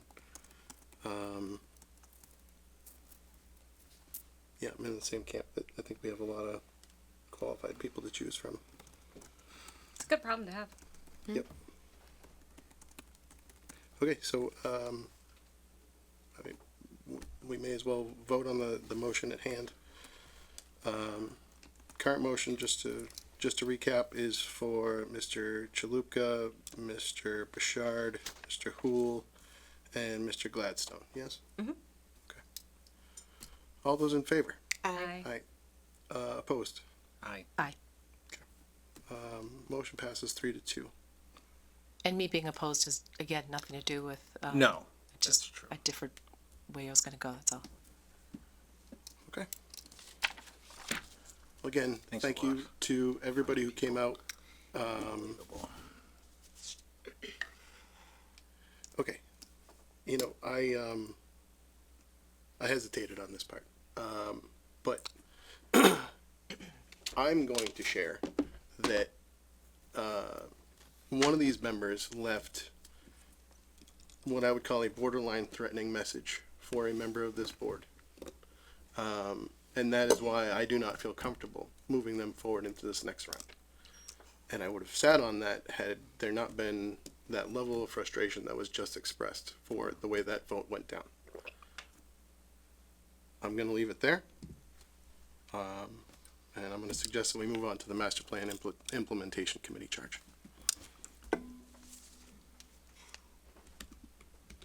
Come on up, Christian. Board members, Mr. Chair. Thank you for coming in tonight, Christian. Thank you for having me. So I picked up some work that was done out of the department previously to initiate the Master Plan Implementation Committee. So there's some research done on other models of this around the state and has been culminated into this charge. So the idea is that this would be a joint initiative between the planning board and the select board to track the progress of the implementation of the master plan over a long period of time as it's active.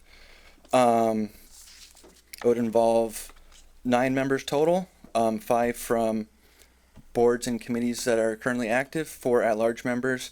The director of planning and the town administrator would be represented. It would also involve looking at the implementation matrix that was created as part of the master plan. An annual report would be presented to the select board and planning board. And yeah, we're excited to get this started. One important piece of the charge that was discussed with the planning board is the term of each of the members. So when that was discussed, it was for the board and committee members, they'd serve 1-year terms, and the 4 at-large members would serve 2-year terms. The idea would be to stagger the ending of the terms, and the at-large members would be appointed at a joint vote by the select board and planning board. So that should be added into the charge. So I don't know if that could, if this is approved or any other amendments need to be made, if that could be part of the motion. But otherwise, open to any feedback on this. Great. That's great that you highlighted that, because when I read it, I thought it was a 10-year obligation, so. Yeah. If we can make sure that that's added in for sure. Yeah, we can do that as amended. Can I just ask a clarifying question on that? If it's a 1-year term, is the spirit to try to have different members from each year, or would you care if the same member served multiple years in a row? It would be renewable term, so no term limit. They could continue on. It's just to end a term staggered from other members so that there's some continuity. Okay. Anybody else? No, I'm excited to see this committee get its charge and get off the ground running. We've talked about the master plan working group a few times tonight, and 3 of the select board members were members of the master plan working group, and so it's just nice to see that those ideas will have a place to actually be implemented and enacted. I'm excited to work with the planning board to do so. Mr. Chair, Ms. Foley. I move the board vote to approve and sign the charge for the Master Plan Implementation Committee as presented. Second. Okay, motion made and seconded. With the amendment? With the amendment. As amended. As amended. Yep. Yep. The only thing I had wanted to ask, because we have representation from other groups and there is a potential for a financial aspect. I know we'll have the town administrator as part of this, but if we wanted to consider a representative from the finance committee as one of the dedicated seats, or if we just want to leave it as is, I guess. I would vote to leave it as is. I think so too. I think having already 5 folks that are already elected or appointed is good enough. Okay. You okay with that? Yeah. Yep. Okay, great. We could always pick one as our representative if that, down the line, if that's something that, if they start going that direction of conversation. That's a fair point. Yep. Okay.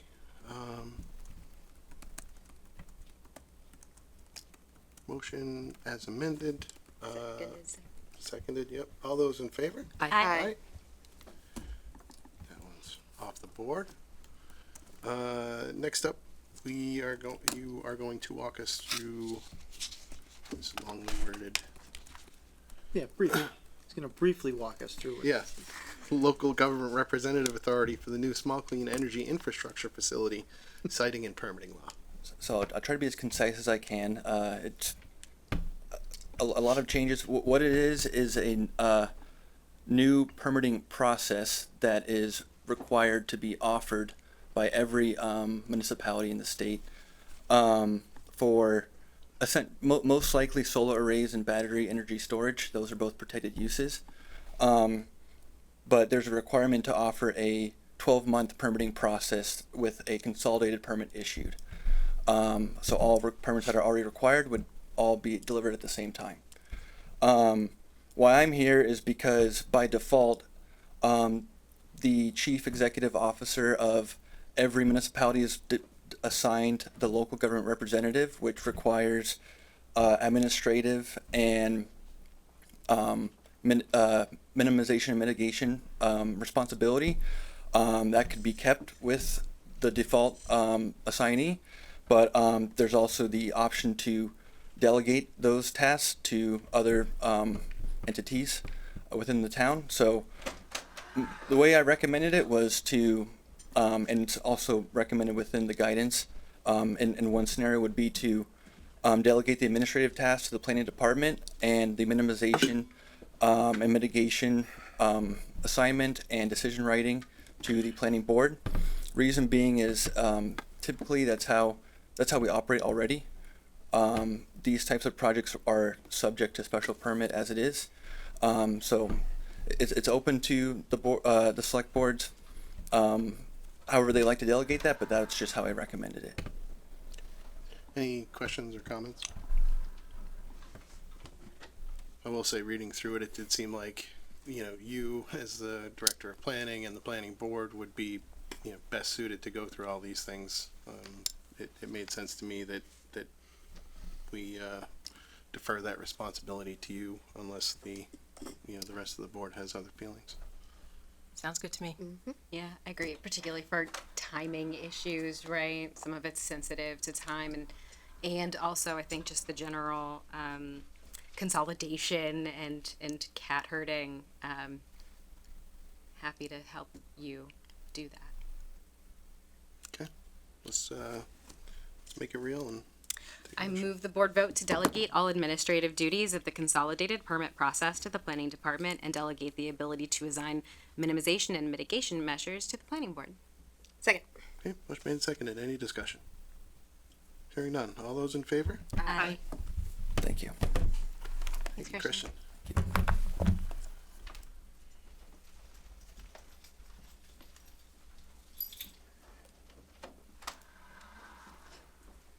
Okay, so next up, we have the vote of intent for roadway layout and referral to the planning board, Woodland Hill subdivision, Adrena Lane, Brook Street, and Dillon Way.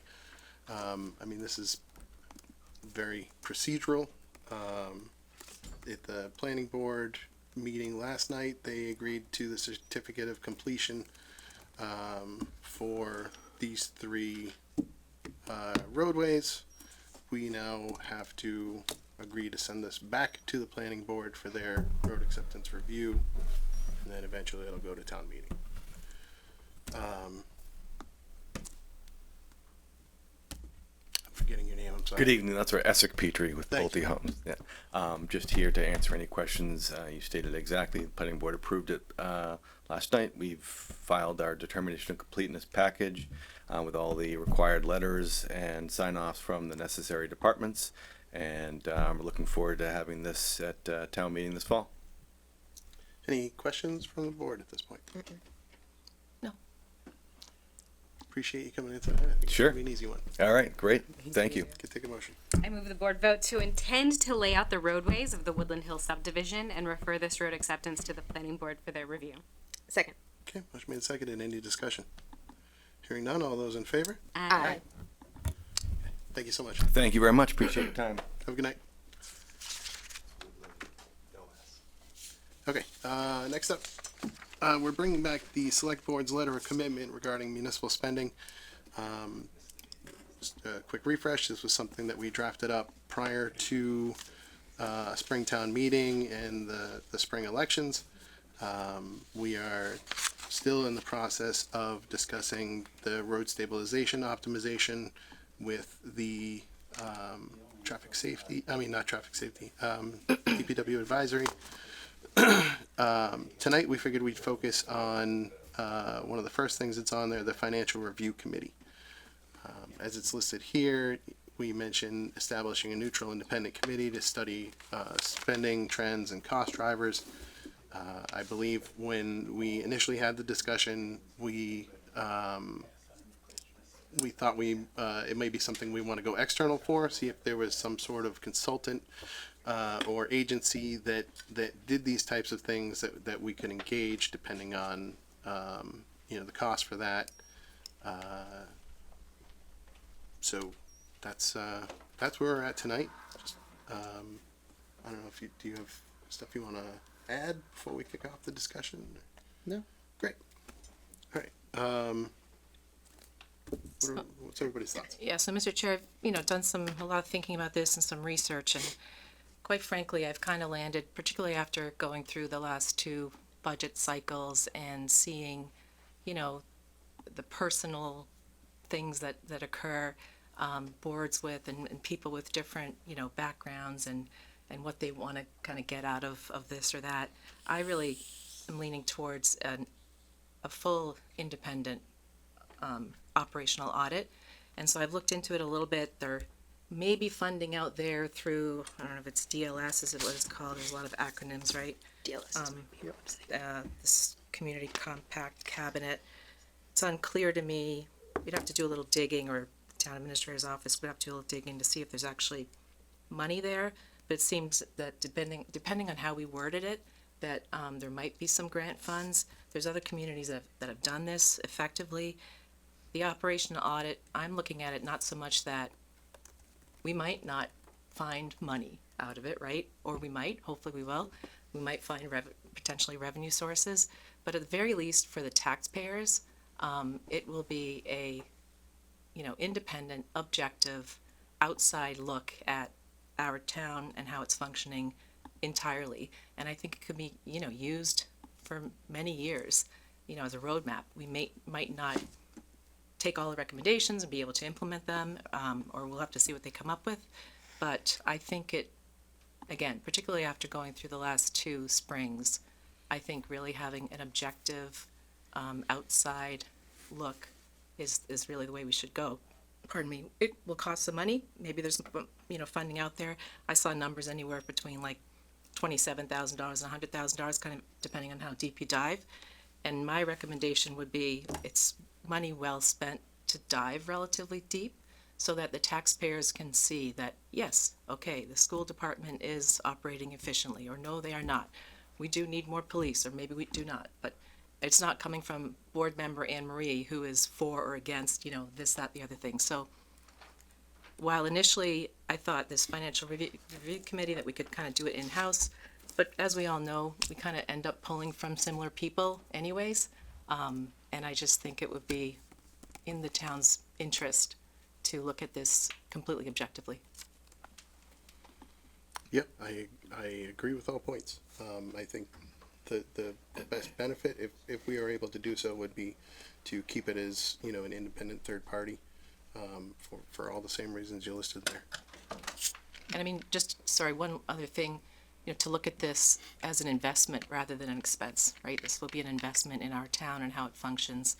Yes, there will be an upside or upfront cost, but I think for us to be able to move forward sustainably, we need some more like real data points that don't come with any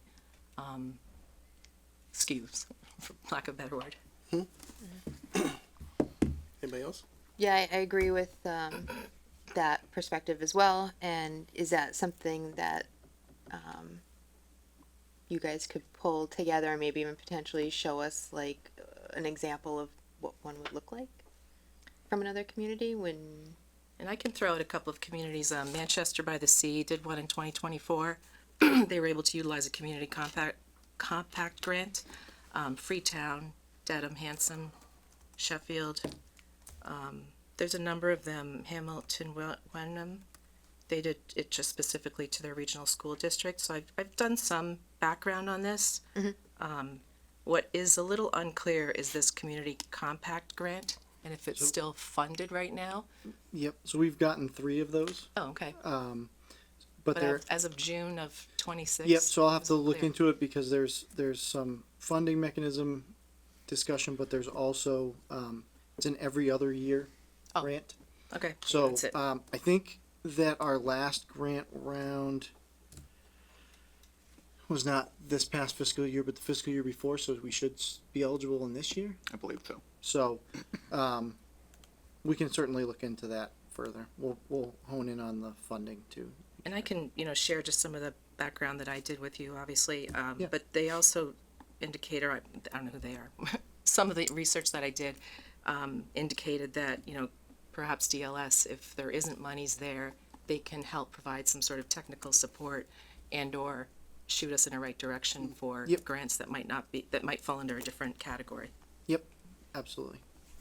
Yeah, that'd be great.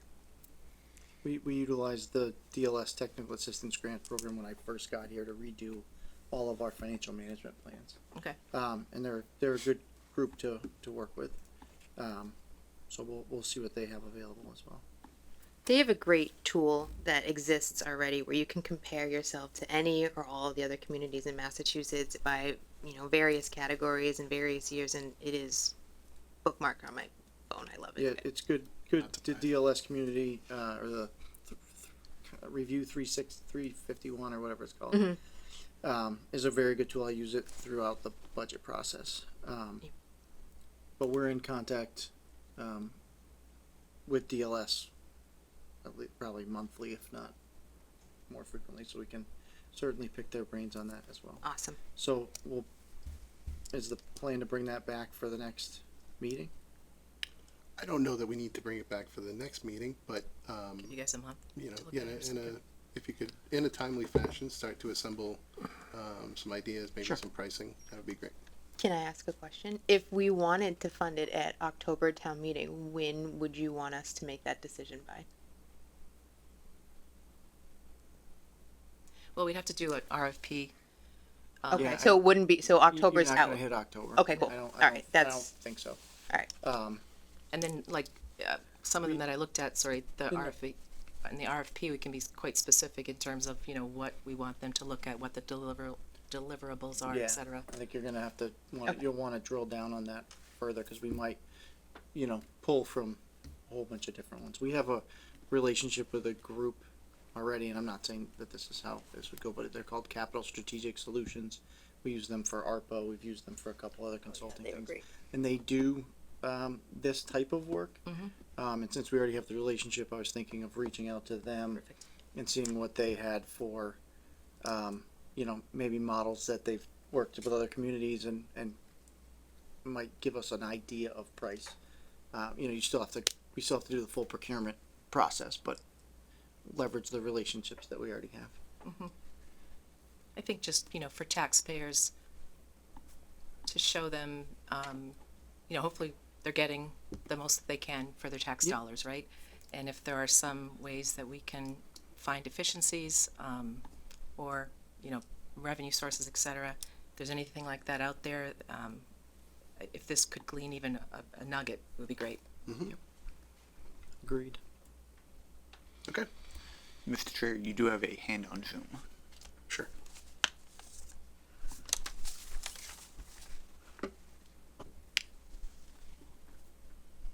Hello. Bob, we can hear you. Hi, how you doing? Bob Carroll, 72 East Street. Just wanted to offer my support, and I think this is a great idea for the board to look outside and get these perspectives. The things that, this is fairly common in the private sector, especially, with Fortune 100 companies. We're comparing ourselves all the time, doing benchmarking, with our competition.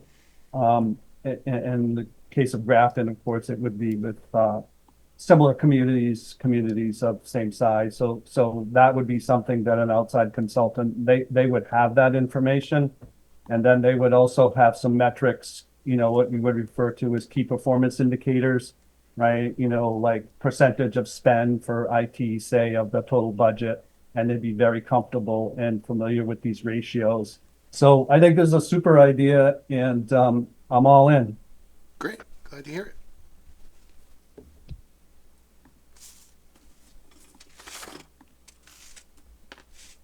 Okay. We can move on. Consider updates to the flag policy. This was, do you want to speak to this, Colleen? Sure.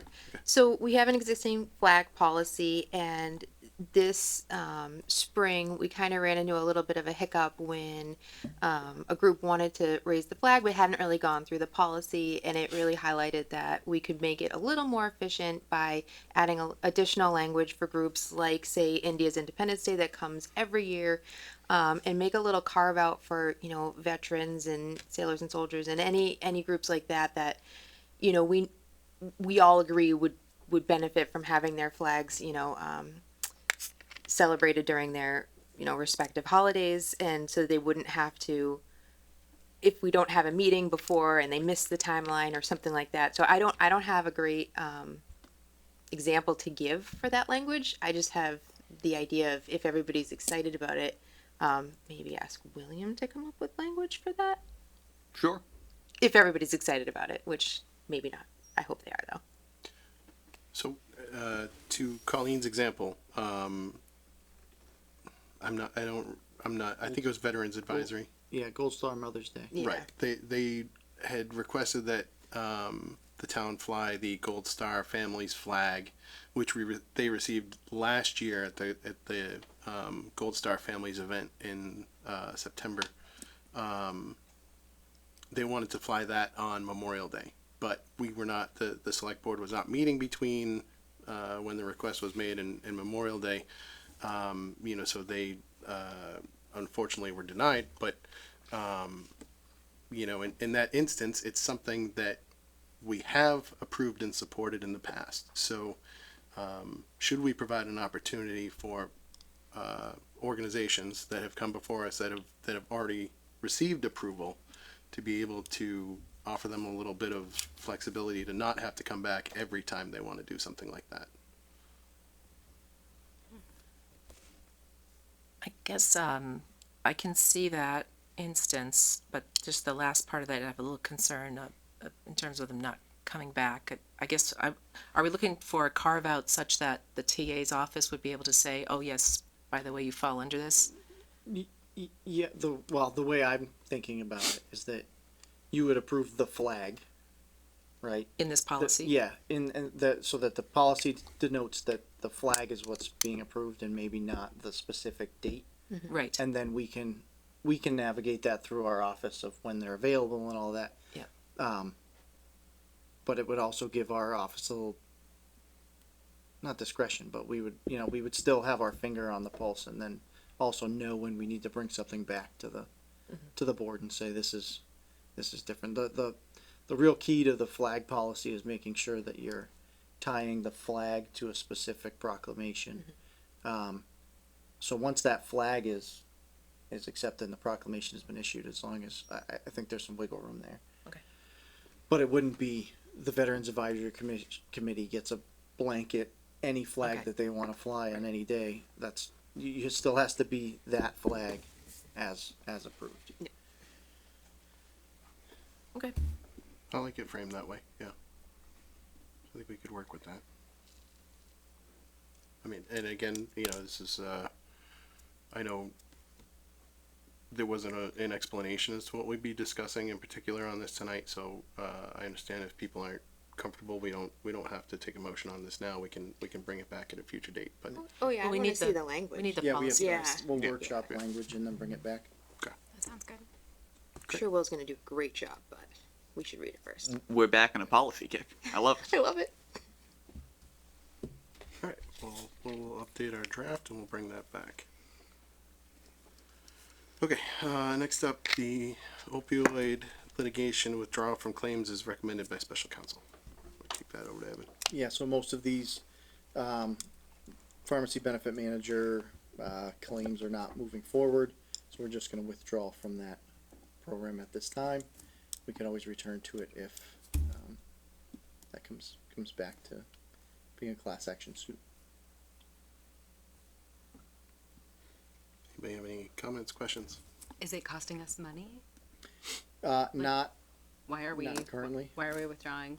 I think that the entire, the way I understand it is the entire pharmacy benefit manager class action suit is falling apart. I see. So they're just saying, let's everybody withdraw, and then I think that preserves our right to sue again in the future, should that be something that needs to be pursued. This was just another angle of that opioid settlement money that we were pursuing. But special counsel's telling us now that this isn't a good avenue for us to be going down. It did seem like, from that that letter, they were trying to focus on larger towns where there would be more of an impact for those funds directly. Yep. That type of thing, and kind of seeking towns of our size to withdraw. I think it was under 50,000 residents or something like that. So. Didn't really seem like we had much of a choice. No, not really. Maybe that was a better way to frame my question. Well, I try not to. Any other questions, comments, concerns? Mr. Chair, I move the board vote to withdraw our prior consent to join the pharmacy benefit manager amendment process and not pursue separate claims against the pharmacy benefit managers at this time. Second. Motion made and seconded. Any discussion? Hearing none. All those in favor? Aye.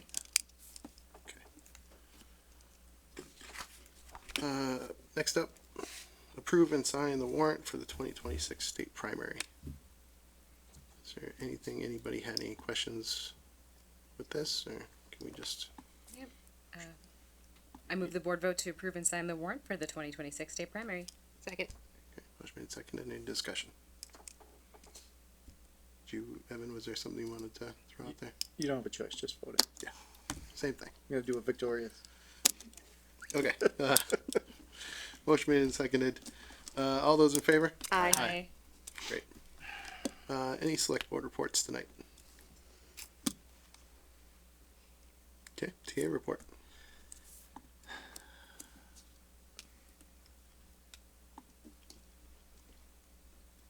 I wasn't ready. One of them normally has something to I say. was That like- caught me completely off guard. All right, so just wanted to give you an update on Fisherville Pond, the before and after. Wow. Before is on the left. It's about, I think we're at week 7, and we've done 2 rounds of spraying, and so you can see there's quite a difference there. So lots of open water. The residuals that you see there floating around, I took a closer look at those today. It's mostly really algae that's clinging on to the dying, not Japanese knotweed. Water chestnuts. Japanese water chestnut.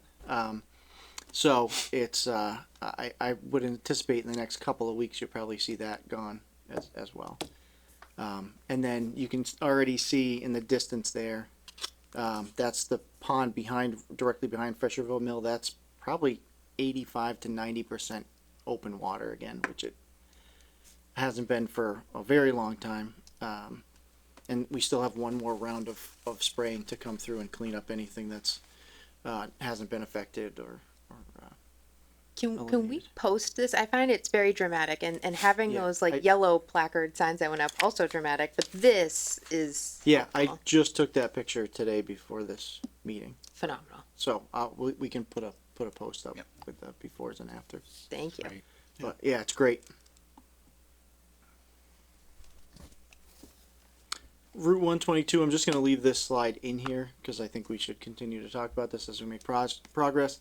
The only major changes that have happened since last time we meet is they shifted the center lines to make it more of a T to intersection at that intersection. So we did do a post on that. Got quite a bit of feedback. Moving the line. Yeah. Yeah. Can I ask you a question about that? Like, is there plans to do more out there or no? Yeah, I honestly, we don't really know. So we didn't do any of that. That was all Matt. I don't get it. So I know there's been a couple accidents there, but I don't get like if there's brush to cut or something like that. But yeah, we've done all of that's done. Yeah. So it's really when they pave it next year, they tee up that intersection. But this is a mitigation in the meantime, was to shift the lines to make it an artificial tee. they should put a sign at the top of that hill, saying that there's a long steep grade there for trucks. I mean, so that there might already be one. I think there is one there, and there's also You know. a stop ahead that's right when you're coming over that. Yeah. Because someone had reached out to to dump my money office into when that. I mean, looked at it. is I think would be a waste of money. You know what I mean? Serious money. I mean, It's yeah. I think that the crux of the accidents that we've seen there have been people waving other people out, people cutting the corner coming up the hill. It hasn't really. We've had a couple trucks lose their brakes and end up in the cemetery. yeah. But the I don't want to say the worst accidents, but the ones that have had more injuries and fatality have been generally from people getting waved out or people cutting that corner coming in. So I think that's what the state was looking to do with their relining. But we'll have more updates as we go along. Paving. So since we last met, we have paved Waterville and Faulkner. Those are both done. Those are both private ways up until the last 3 years. So I think that we haven't had any negative feedback, so I think folks are happy that those roads got paved. George Hill Road, the tree work is mostly complete. Only say mostly is that we did all the pre-planting trees. There may be more trees that come as we go, so I don't want to say it's 100% done. And right now we're going into the widening portion of the project. So went up there today from Leland till about 150 feet short of Soap Hill. They've widened all the way up there. So they're moving very rapidly, up to about 600 feet a day. They're doing. So I would anticipate by tomorrow or the day after. I don't know exactly what they're planning in that intersection to do now, or if they're just going to move to the other side and keep widening, but they're going to be on the other side and headed to Fay Mountain in pretty short order. So, like I said, I was up there. I've been up there a lot, obviously, but we were up there today, and plenty of room to pull off to the side when there's another car coming. And so I think that's going to be just in itself during the construction process. Part of the reason that we're doing the widening now, even though we're going to have to come back and redig some of that stuff to add drainage, just so that when construction's ongoing, there's a place for people to go. We'll be able to keep the road open because it'll be wide enough to do that. So we've got hard pack in there already, and I saw today they added some 3/4 inch stone to ward off any erosion. All the erosion control seems to be up and in place, so seeing some progress. other updates, the town meeting after action report is on the website. Property acquisitions, 66 North Street, we continue to have discussions with that landowner. That is with town council right now, creating a tentative purchase and sale agreement that we can then sit down and negotiate with the landowner. So that will be forthcoming. I don't know if we're gonna get that be done with this before October, but that's in process. 27 Stowe Road, that's the deed in lieu of taxes process.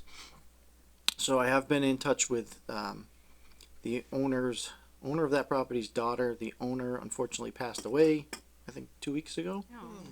So we're going to continue with the title search project, get that wrapped up, and there's a little ambiguity over what the step after that will be, because I think it's got to go through probate, but we're gonna work with the landowner to or the landowner's daughter to get this wrapped up. So